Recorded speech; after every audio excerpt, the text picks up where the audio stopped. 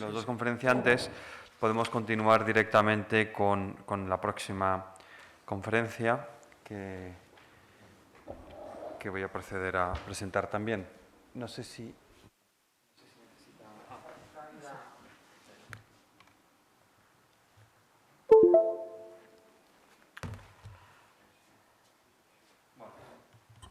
Mientras empieza... Parece que el PowerPoint va muy bien. Voy a presentar a Javier Burrieza Sánchez, que es doctor de Historia en Historia por la Universidad de Valladolid y profesor titular de Historia Moderna en esa misma universidad en la actualidad. Culminó su carrera académica con una tesis doctoral sobre los trabajos de la Compañía de Jesús en el ámbito geográfico de Valladolid durante los siglos XVI, XVII y XVIII, dirigida por el doctor Teófanes Egido. La historia de la Iglesia son otro de sus temas comunes, los jesuitas, las devociones y manifestaciones de religiosidad popular, la espiritualidad femenina, la vida conventual y monástica, así como la historia de la Semana Santa, son sus principales líneas de investigación. No voy a leer su amplísima y extensísima bibliografía sobre los temas que he mencionado, aunque sí que me gustaría citar dos libros que están relacionados con el tema del que nos va a hablar hoy: Los jesuitas en España y en el mundo hispánico, de 2004, y Jesuitas en Indias, entre la utopía y el conflicto. Además de su gran labor investigadora y docente, es académico correspondiente, o consecuencia más bien, es académico correspondiente de la Real Academia de Doctores de España, colaborador además en el norte de Castilla y en la cadena COPE. Sin más, cedo la palabra con su conferencia titulada Ignacio de Loyola, un santo para el rey católico o para el Papa, en el cuarto centenario de su canonización. Muchas gracias. Pues muchas gracias por su presentación, muchas gracias a la Universidad San Pablo CEU, la Fundación CEU, por invitarme a participar en este encuentro del que estamos aprendiendo tantas y tantas cosas. Vamos a comenzar también hablando de opinión, de la opinión o de la imagen, mejor dicho, de la imagen que se crea acerca de un santo, de un personaje histórico que es canonizado, como es Ignacio de Loyola. Y vamos a comenzar también con música. Esta es la marcha de San Ignacio, compuesta por Nemesio Taño en 1914, en el primer centenario de la Restauración.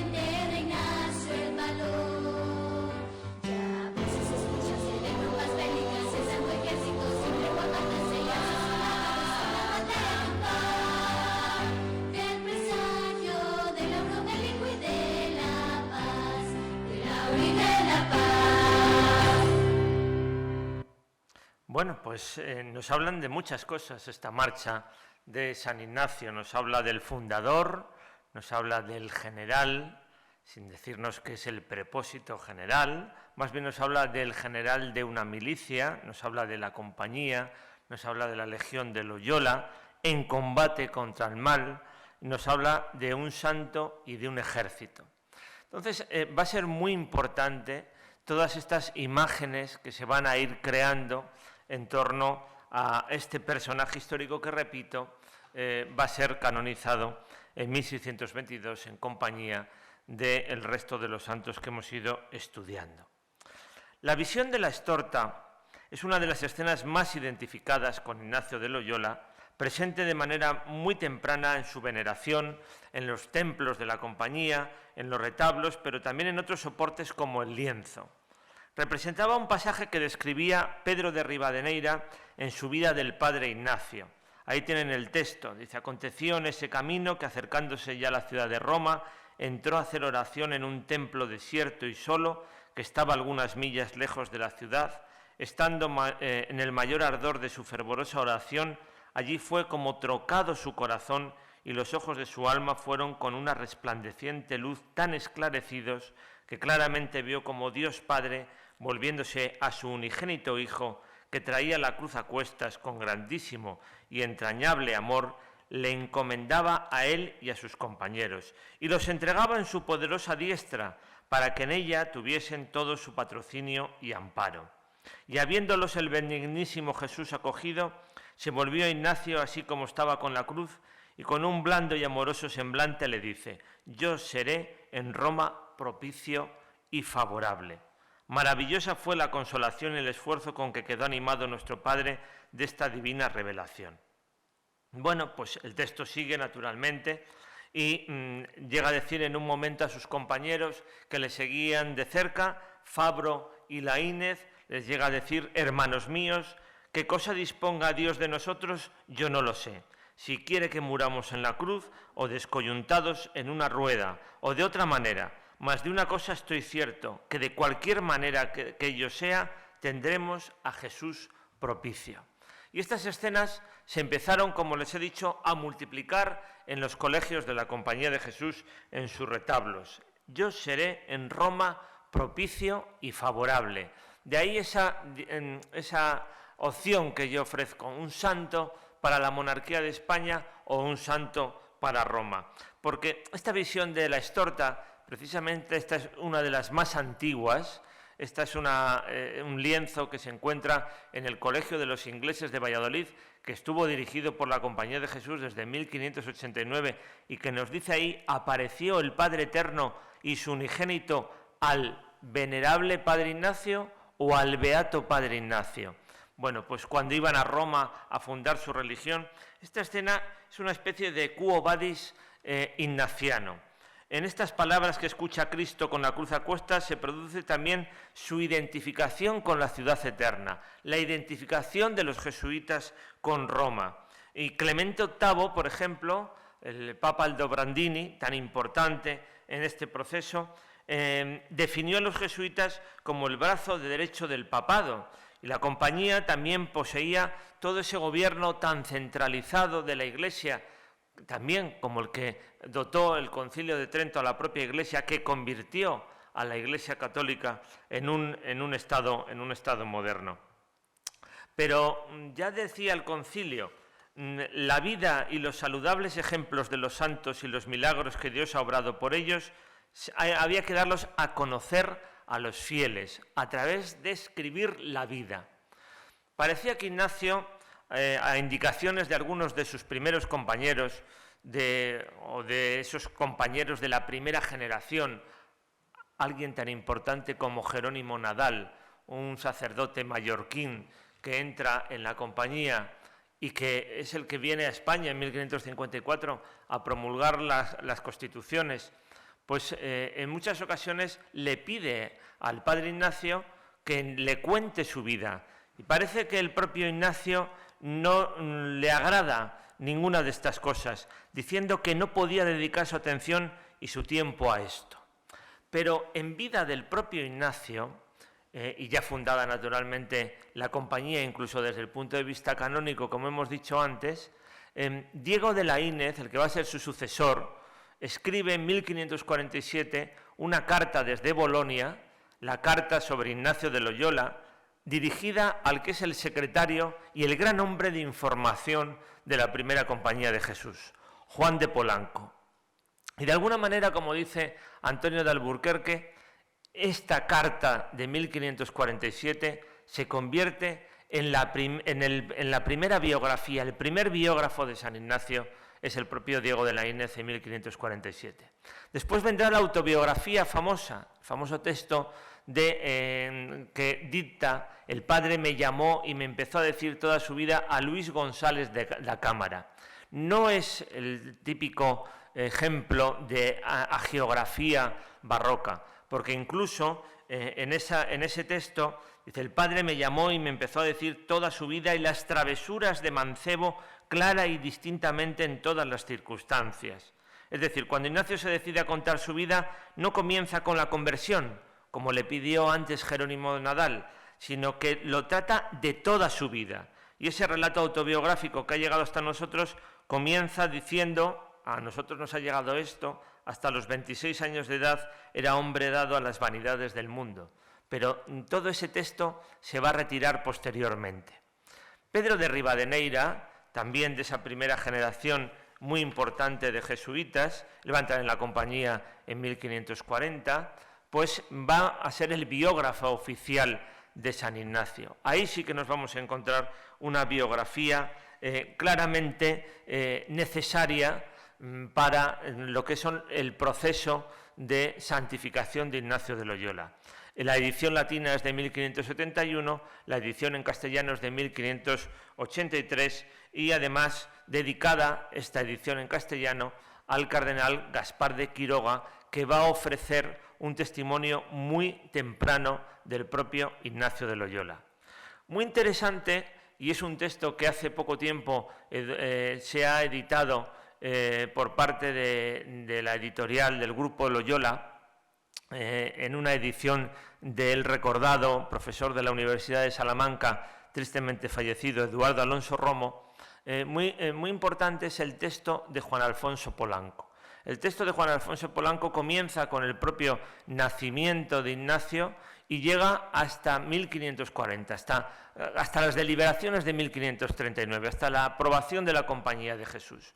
Es un texto que no ha sido publicado hasta tres siglos después, hasta el monumental, y valga la redundancia, Monumenta Historica Societatis Jesu. Pero ahí la edición fue en latín y lo que ha realizado Eduardo Alonso Romo últimamente fue su obra póstuma, pues es ofrecer en castellano, esa edición en castellano.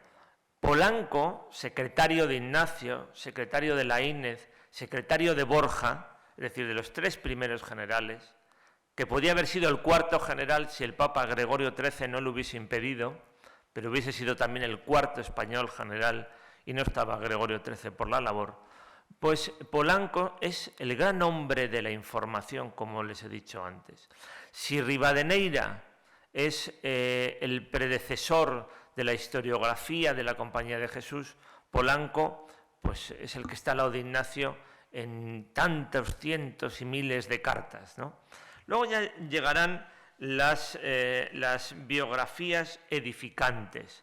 Maffei, Lancicio, Lardini, Bartoli. Maffei, por ejemplo, conoce lo que Polanco ha dictado, porque no lo escribe Polanco, sino que se lo dicta a un amanuense, aunque lo corrige. Lo hemos visto en ese texto de 16 folios que configura la vida de Ignacio.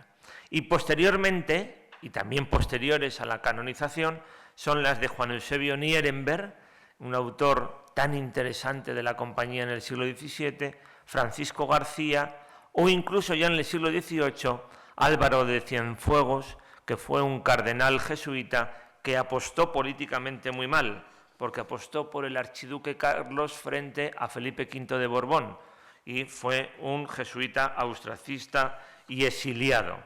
Bueno, todo esto es importante, escribir la vida en paralelo a lo que van a ser después todos los procesos.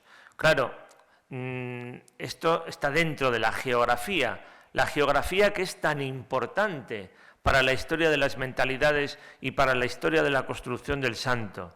Luego tenemos lo que ha sido la renovación historiográfica, y voy a decir media palabra. Tenemos la obra impresionante, a mí me lo parece, aunque denostada por algunos de mis colegas, porque parecía más una obra de lectura en el refectorio la historia de la Compañía de Jesús en la Asistencia de España de Antonio Astrain. Hay que contextualizarla en su momento. Y es muy interesante los 7 tomos de Astrain.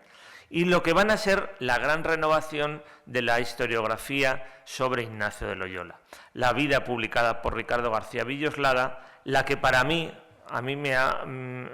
es una de las vidas más importantes e incluso que me han ayudado a conocer más profundamente al propio Ignacio de Loyola y que además está realizada por una gran autoridad sobre el siglo XVI, que es Ignacio de Loyola, solo y a pie, de José Ignacio Tellechea y Dígoras, y la última de las biografías, de las grandes biografías de Ignacio, la de Enrique García Hernán, Ignacio de Loyola.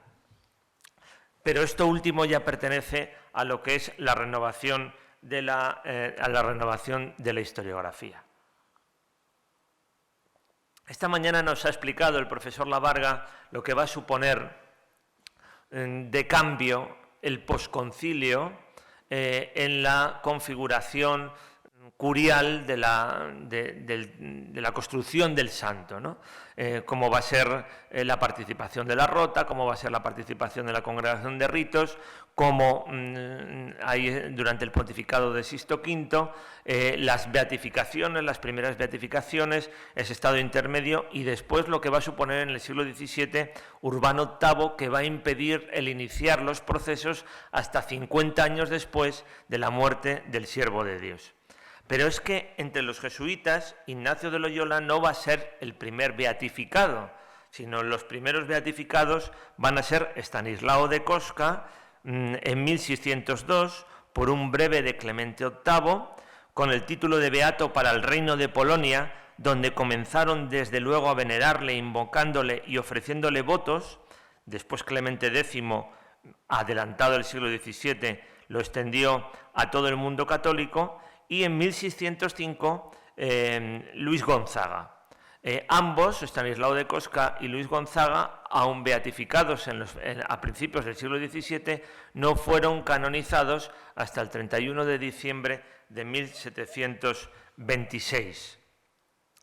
El proceso de Ignacio, la Compañía de Jesús decide abrir ese proceso a partir de la Congregación General Quinta. La Congregación General Quinta, en 1593-1594, el general de la compañía en aquellos momentos no se elige en esa Congregación General, se ha elegido ya en 1583, es el napolitano Claudio Acquaviva, ha sido elegido con 38 años, muy joven. El periodo de Acquaviva es un periodo larguísimo, muy prolongado en la historia de la compañía, desde 1583 hasta 1615, es un momento de consolidación, de cambio, de lo que verdaderamente va a ser la Compañía de Jesús posteriormente. Les voy a poner un ejemplo de todo esto.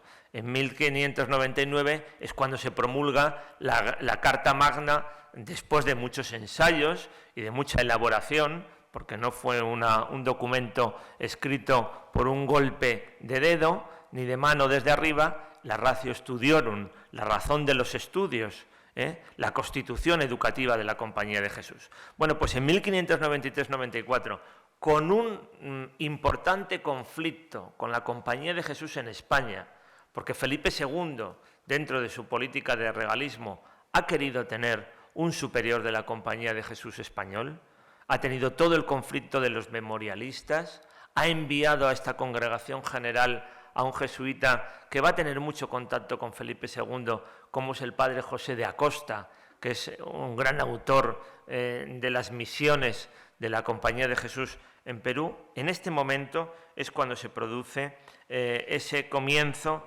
del proceso de Ignacio. Es verdad que habían existido algunos testimonios tempranos, por ejemplo, el de Gaspar de Quiroga, que les decía yo antes, arzobispo de Toledo.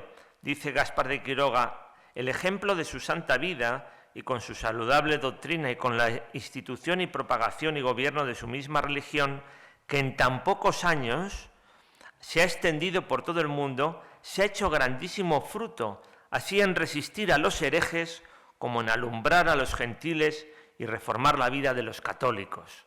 Naturalmente, la Compañía de Jesús no fue fundada en 1540 para combatir a la Reforma protestante. Es mucho más que todo eso. Pero Quiroga dice: le tuvimos siempre por hombre verdaderamente humilde, manso, paciente y caritativo. Y será entre julio y septiembre de 1593 cuando se va a desarrollar el proceso en Burgos, en Loyola, en Toledo, en Madrid, en Alcalá de Henares, en Azpeitia, en Barcelona, en Manresa o en Montserrat. Y Gaspar de Pedrosa, que ha sido nombrado como Procurador General de la Compañía de Jesús en la corte madrileña, Gaspar de Pedrosa interrogaba precisamente a ese primer gran biógrafo oficial de Ignacio de Loyola, que fue Pedro de Rivadeneyra. Va a ser muy importante el papel de Pedro de Rivadeneyra. Le interrogaba acerca de la vida, virtud y santidad del padre Ignacio de Loyola. Y Pedro de Rivadeneyra, en resumen de Pedrosa, le dice: le trató muy familiarmente algunos años, porque siendo de edad de 14 años, aún no cumplidos, estando en Roma, nuestro Señor fue servido que entrase en la casa y compañía del mismo Padre en el año de 1540, como les he dicho antes. Y después vivió el dicho Padre Ignacio casi 16 años con Rivadeneyra, de los cuales el dicho testigo le trató en diferentes tiempos, como 8 años, muy últimamente, porque durmió en su aposento y le servía en él, ayudábale a decir misa y a escribir, acompañábale fuera de casa e hizo un camino con él. Es decir, Rivadeneyra formaba parte de ese grupo de colaboradores muy cercano de Ignacio, en el cual también está Polanco. Es imposible que sin ese grupo de colaboradores, Ignacio no era el único que gobernaba la Compañía de Jesús, ni que escribía todas esas cartas reunidas en el Monumenta Histórica. Luego dice: finalmente, en el año de 1555 fue enviado por el mismo padre Ignacio a Flandes, al rey católico don Felipe, a negocios graves y a declarar a los de la compañía que estaban en aquellos estados las constituciones que había escrito el dicho padre Ignacio para el buen gobierno de ella. Pedro de Rivadeneyra, en estos procesos, también va a sugerir algunas medidas al padre Claudio Acquaviva, al prepósito general. Y le va a decir en 1595 que tiene que tener un padre dedicado a este negocio en Roma, que tendría que tener un segundo postulador, él no utiliza esta palabra, para España, en ese negocio que tanto importa. Dice: la necesidad de escribir, dice Rivadeneyra, le dice a Acquaviva, de escribir a todos los provinciales europeos para contar con información inmediata acerca de la fama de santidad o del suceso de milagros y disponer también del apoyo de los príncipes católicos. Y en esa disposición de los príncipes católicos, pues era muy importante, por ejemplo, no solamente Felipe II, que vamos a ver a continuación, era muy importante contar con la hermana de Felipe II, María de Austria, emperatriz viuda, que había regresado a España, que había pasado por Portugal en busca de su hermano, que se había sentado en Madrid con su hija Margarita, la futura Margarita de la Cruz, en las Descalzas Reales. Era muy importante contar con el apoyo de María de Austria. Qué gran personaje, de qué dimensión política era la emperatriz María hasta su muerte en 1603. Quizás tuvo la culpa de que la corte saliese de Madrid en 1601. Porque Lerma no quería estar al lado de la emperatriz María. Y también el apoyo del emperador de Alemania, Rodolfo II, un personaje singular en sus conocimientos, en sus inquietudes, en su actitud hacia la Reforma. También el apoyo del rey de Portugal, del príncipe de Transilvania, de los duques de Baviera y de Saboya. Bueno, estos eran elementos fundamentales. Esther Jiménez, en sus estudios sobre la Compañía de Jesús, se ha preguntado sobre qué tipo de santidad es la que se está defendiendo en este momento. Si es un tipo de santidad de lucha contra los herejes, este tema ya ha salido en algunas de esas declaraciones, o es un tipo de santidad que comulga plenamente con el proceso de reforma católico. Es un término que a mí me gusta mucho más que contrarreforma. Bueno, pues eso se ha preguntado. ¿A qué? Y de alguna manera esta mañana este tema ha salido con esa sucesión de canonizaciones y cuando hemos conectado, y lo ha conectado el profesor Lavarga, con la canonización de Santa Francisca Romana y sobre todo de San Carlos Borromeo, del arzobispo de Milán. Y también teníamos que preguntarnos, ¿en qué Ignacio de Loyola se tenían que fijar esta construcción de la santidad? ¿Se tenía que fijar en el Ignacio de Loyola previo a la herida de Pamplona, en el soldado? ¿Se tenía que fijar en el Ignacio de Loyola que vagaba por las universidades de Castilla y que tuvo problemas con la Inquisición y acusaciones de alumbradismo? ¿O se tenía que fijar en el Ignacio de Loyola, fundador de una orden religiosa y, por tanto, su primer propósito general? Y ahí está el papel en esos actores de esta política, de esta alta política. Cada uno hemos estudiado los procesos de estos santos, de estos 4 españoles. En el de Ignacio de Loyola hay altísima política. Por parte de Felipe II, por las razones también que hemos expuesto, se dirigió a su embajador en Roma, al duque de Sesa, para saber cómo debía actuar en este asunto. Y según narra Rivadeneira, este ya le había enviado algunos papeles que los curiales habían visto en la ciudad eterna. Mandó el rey que el asunto fuese tratado en el Consejo de Estado, donde se encontraba también el archiduque cardenal, entonces Alberto de Austria. Después dejó los hábitos y fue el marido de Isabel Clara Eugenia.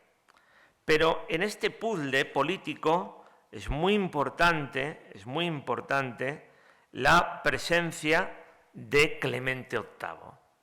Clemente VIII, el anterior cardenal Aldobrandini, creador de la diócesis de Valladolid, ya que vengo yo de Valladolid, en 1595, y políticamente con una actitud muy diferente a Felipe II y con alguien que anteriormente había estado dentro del calvinismo francés, que había sido rey de Navarra, que es Enrique IV. París bien vale una misa, esa famosa frase que no sabemos si es real o es un buen eslogan, ¿no?, del siglo XVI. París bien vale una misa. Bueno, pues curiosamente, Ignacio de Loyola, como ha salido un poquito esta mañana, pero yo no solamente lo pongo con Luis XIII, sino que hago un retroceso del proceso. Ignacio de Loyola contribuye a una normalización de las relaciones entre los jesuitas y la nueva monarquía de Enrique IV. Clemente VIII no quiere que Felipe II sea el único paladín de la monarquía católica. Clemente VIII perdona a Enrique IV y le incluye dentro del ámbito de los reyes cristianos, no puedo decir, aunque fuese el rey cristianísimo, sino dentro del ámbito de la Iglesia Católica. Y Enrique IV va a pedir también esa canonización de Ignacio de Loyola. Felipe II escribe a Clemente VIII: la canonización del padre Ignacio de Loyola es tan deseada de la cristiandad como se puede echar de ver por lo que se ha extendido su religión en ella. Aquí me detengo, me obliga un poco lo que he podido estudiar, la relación de Felipe II con Francisco de Borja, por ejemplo, en los años 60, no fue fácil. La relación de Felipe II con la compañía no fue fácil. Es digna de ser estudiada. Bueno, sigo. Y por el fruto que hace se conoce cuál fue la planta. Tiénesele muy particular devoción en España, y vuesa santidad ve cuán extendida está su nombre por todo el mundo, y las almas que ganan los suyos aún de entre herejes e infieles. Y dice más adelante: si se logra esta canonización, servirá para confusión de los herejes que tanta rabia muestran contra este santo. De nuevo, ese modelo del santo contra la herejía, no tanto de la Reforma católica. Bueno, pues ahí París bien vale una misa. Ahí vemos cómo Enrique IV, María de Medici, la segunda esposa de Enrique IV, la católica hija del duque de Toscana, ese matrimonio que había apoyado Clemente VIII, bueno, de alguna manera, esos nuevos monarcas de Francia, esa nueva relación entre Enrique IV, María de Medici y Clemente VIII, contrarrestaba la hegemonía de la monarquía católica de España. Y esto también forma parte de todo este proceso y forma parte de la reconciliación. También tenemos que mezclar aquí otros asuntos de la relación o de la teoría política de la Compañía de Jesús, de algo que va a venir después, el tiranicidio, Juan de Mariana, etcétera, etcétera, algún intento de asesinato de algunos monarcas franceses, Enrique IV finalmente, la recatolización de la antigua nobleza hugonote, el debate de la controversia de la gracia, tantas cosas. No podemos analizar el proceso de Ignacio de Loyola en este conjunto político de Europa con un par de factores. Es realmente complejo y ahí viene como se reclama desde Francia, la compañía fue fundada en Francia, Ignacio es también navarro, igual que Javier. Bueno, pues esa construcción de reivindicación. Claro, muere Felipe II y Felipe III pues tiene que estar presente en estas solicitudes. Y de nuevo Enrique VIII, y de nuevo se dirige a Clemente VIII, perdón. De nuevo se dirige a Clemente VIII. Estará muy apoyado por Margarita de Austria. Y Margarita de Austria, su esposa, tiene un confesor jesuita. Pero no estará tan apoyado, a lo mejor, en la realidad política por el duque de Lerma, a pesar de que el duque de Lerma, su valido, es nieto de Francisco de Borja, el tercer general de la Compañía de Jesús, y ha tenido también, como estudió el padre Cereceda, ha tenido también sus intentos de ser jesuita. El duque de Lerma tenía un carácter muy ciclotímico. Luego sabemos que el duque de Lerma va a ser uno de los impulsores de la orden de predicadores. El lugar de su enterramiento en Valladolid pues es la capilla mayor del convento de los dominicos de San Pablo y él es el patrono. Bueno, pues ahí está también otro asunto que preocupa mucho y es un jesuita muy verso libre, como va a ser Fernando de Mendoza, director espiritual de Fernando Ruiz de Castro, conde de Lemos, y de su esposa, que es curiosamente una hermana del duque de Lerma. Finalmente llega la beatificación, en 1609. La beatificación de nuestro venerable Padre Ignacio se ha celebrado en estos reinos con aplauso y regocijo tan universal, escribe Aquaviva a los provinciales de España, según de diversas partes nos han escrito, que por ello quedamos muy obligados a dar al Señor las debidas gracias y a suplicarle que se sirva de despertar los ánimos de los de la compañía con nuevos fervores para caminar en el camino de la perfección según nuestro instituto pide. Ahí tienen, por ejemplo, la relación de las fiestas que en 1610 se van a celebrar en Valladolid. Es el tiempo del pontificado de Paulo V. Seguimos con Francia. Y Luis XIII se va a dirigir de nuevo a Roma para pedir la canonización. No solamente para pedir la canonización, sino que va a decir que gracias a su nueva relación con la Compañía de Jesús y a su devoción con el propio Ignacio, se va a producir algo providencial. Él ha nacido un 27 de septiembre de 1601, es decir, 61 años después de la bula Regimini Militantis Ecclesiae. Y su hermana, Isabel de Borbón, que es esposa de Felipe IV de España y que está pendiente del oficio de las reinas, que era tener un heredero, le va a escribir también al Papa y le va a decir los grandes frutos espirituales que la religión de la Compañía ha hecho en toda la cristiandad y en particular en los extendidos y remotos reinos a esta corona, me ponen en obligación de ver canonizado a su primer fundador.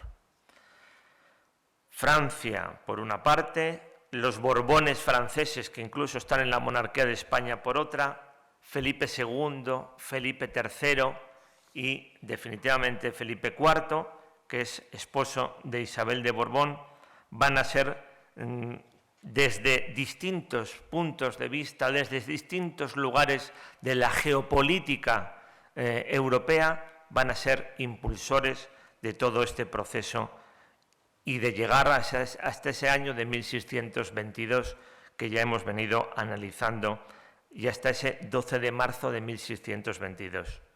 Nos tendríamos que preguntar, ¿verdaderamente Ignacio de Loyola, según la visión de la Estorta, fue propicio en Roma? Pero claro, esto no se queda el 12 de marzo de 1622. Esto hay que celebrarlo, y esto hay que extenderlo, y esto hay que propagarlo. Ya la frase la hemos dicho muchas veces. Hay que crear una imagen. Hay que crear una imagen. El Papa sube a los altares, pero ¿quién sube a los altares físicamente, a los santos? Ahí se encuentra la polémica que ha sido estudiada, por ejemplo, por distintos jesuitas. Se encuentra la polémica por Sánchez Catón, por ejemplo, por Pedro de Leturia, sobre la mascarilla de San Ignacio, sobre cómo se configura el retrato físico de Ignacio, que es muy importante. Es muy importante, por ejemplo, para una obra que no gustó mucho a Rivadeneira, la de Jacopino del Conte, que la tenemos a nuestra derecha, y que le gustó mucho más la de Alonso Sánchez Coello, de la que han existido muchas copias, porque desgraciadamente la original se perdió en todo el proceso anticlerical que se produce, el incendio de iglesias, en mayo de 1931, y es cuando en Madrid se incendia la casa profesa de la calle de la Flor. Bueno, esto va a ser muy importante para después que Martínez Montañés en Andalucía, pero permítanme que viniendo yo de Valladolid, Gregorio Fernández en Valladolid, realicen estas imágenes de Ignacio de Loyola. Pues para el Colegio de Vergara, muy pronto. Para el Colegio de la Compañía de Jesús en Valladolid, el Colegio de San Ignacio. Tanto la de Ignacio como la de Francisco Javier. Incluso probablemente interviene Gregorio Fernández, pero sabemos que hay una imagen de vestir en las fiestas de 1609. Ahí tenemos lo que es hoy la iglesia de San Miguel, después de la expulsión de los jesuitas de 1767, la iglesia de San Miguel de Valladolid, antiguo colegio de San Ignacio. Magnífica, es un templo jesuítico soberbio. Ahí aparece la visión de la Estorta, lo están viendo, San Ignacio de Loyola, San Francisco Javier al otro lado. ¿Cómo aparece San Ignacio de Loyola? Como fundador, defensor del nombre de Jesús, y en la otra mano aparece como fundador de una orden religiosa manifestado a través de una pequeña maqueta de una iglesia. Bueno, pues la historia de la imagen y la vivencia festiva también de la canonización, las relaciones de fiestas que no solamente se van a celebrar esas fiestas, sino que se van a plasmar. Miren, yo cuando realizaba mi tesis doctoral sobre la Compañía de Jesús en el ámbito geográfico de Valladolid, pues decidí acudir al archivo catedralicio. No se habían consultado hasta ahora los famosos libros del secreto, los libros del cabildo. Y me decía el archivero, al que he tenido un gran aprecio, aquí no hay nada de jesuitas. Y yo le dije, sí, aquí. Vamos a ver los libros del Cabildo de 1622. Y en los libros del Cabildo de 1622, vaya que se había de jesuitas. Como los canónigos de Valladolid, el Cabildo Catedral de Valladolid, controla absolutamente todo de aquella procesión de los santos, que se celebra en Valladolid en ese mismo año. Para que no pasen dos cosas, para que los jesuitas no se desmadren y no capitalicen la fiesta, y para que los carmelitas tampoco. Y está reglamentado hasta quién lleva la última borla de los estandartes. En aquella procesión de 1622. Ocurrió un 24 de julio. No sé si tengo aquí algún... Pero como los canónigos también sabían quién predicaba bien, pues el predicador oficial de un sermón inevitable fue el jesuita Francisco Pimentel. Las imágenes de los 5 santos, junto con su estandarte, debían ir con el cabildo. Y el último de ellos, San Isidro de Madrid.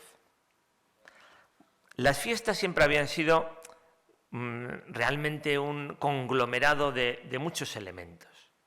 Podemos coger las fiestas de la beatificación en 1609, en 1610, las fiestas de la canonización en 1622.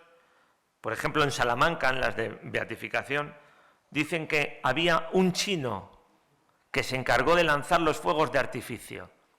Dice, un hombre raro y singularísimo en noticia de fuegos y de exquisitas invenciones, el cual esta noche con una breve muestra dejó admirada la ciudad.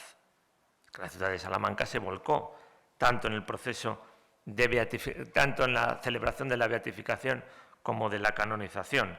También de la beatificación en Salamanca es una máscara del triunfo de Don Quijote de la Mancha, 1610, 5 años después de la primera parte del Quijote. Pero, ¿nos quedamos en 1622? Yo creo que tenemos que ir mucho más allá. Claro, efectivamente, las imágenes de Ignacio van a seguir desarrollándose, las vidas de Ignacio van a seguirse imprimiendo. Y llegamos hasta la música, y llegamos más allá de nuestros confines metropolitanos, vamos a decir así, de la península. Pues llegamos hasta las reducciones. Y un jesuita tan interesante como Domenico Cipoli, unas veces, y con un gran dominio de la ópera barroca, unas veces en lengua guaraní, otras veces en lengua castellana, pues va a ofrecer distintas óperas sobre San Ignacio y San Francisco Javier. Por ejemplo, en la de San Ignacio, y es verdad que aquí ha habido todo un proceso de reconstrucción musicológica, podemos escuchar cuando Ignacio de Loyola le pide a Francisco Javier que parta para su destino. Y entonces Francisco Javier le dice, aquí estoy, padre. ¿Allí qué voy a hacer? Y entonces Ignacio de Loyola define qué es lo que hace un jesuita. Como yo no se lo voy a cantar,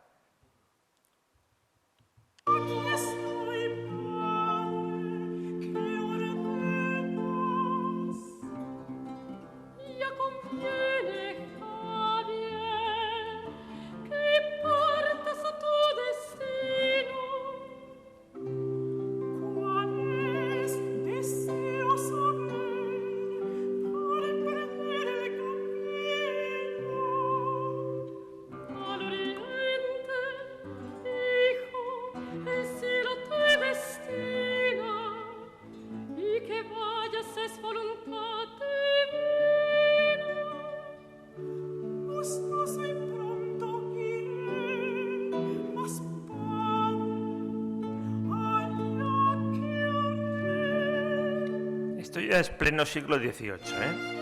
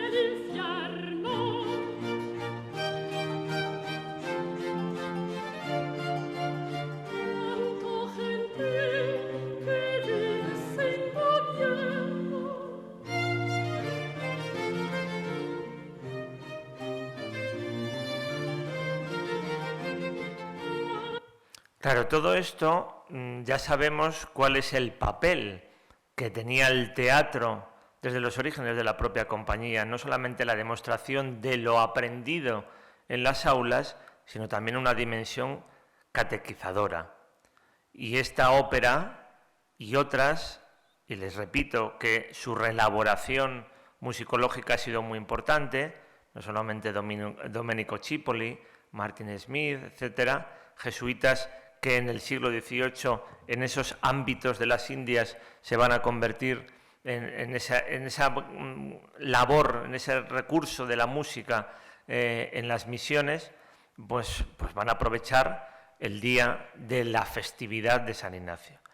Con este texto termino, y también con esa música de esta misma ópera, precisamente que nos dicen, estas son las banderas del Loyola esclarecido en el día de su fiesta.